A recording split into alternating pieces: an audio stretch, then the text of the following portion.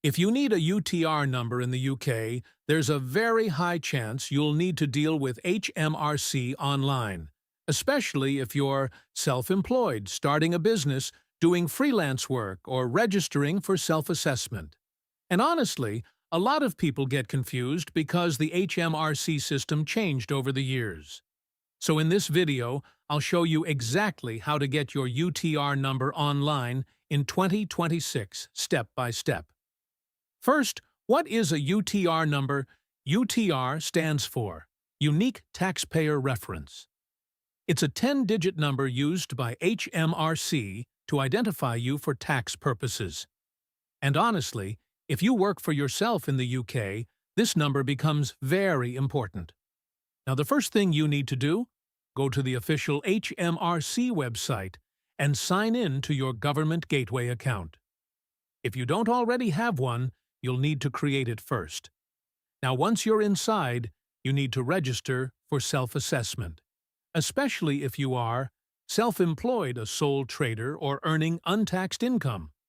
During registration, HMRC will ask for information like your full name, address, national insurance number, and business details.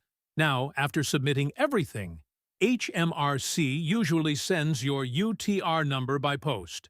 And honestly, this is important to understand. Most people do not instantly receive the UTR number online immediately after registering. The letter normally arrives within around 10 days inside the UK or longer for international addresses. Now, if you already had a UTR, before you may be able to find it online inside your HMRC account or on previous tax documents, like tax returns, payment reminders, or HMRC letters. Now, another important thing, be very careful using unofficial websites, because honestly, there are many fake HMRC-looking websites online, charging unnecessary fees. You should only use the official HMRC portal. Now, let's talk about one common mistake.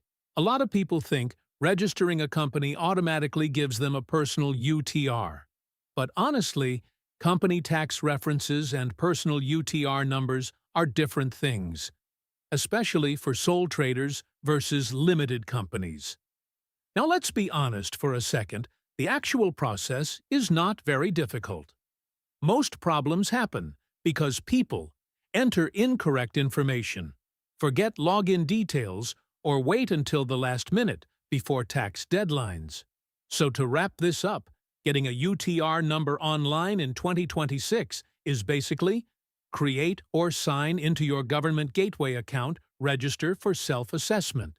Submit your information to HMRC and wait for your UTR confirmation letter.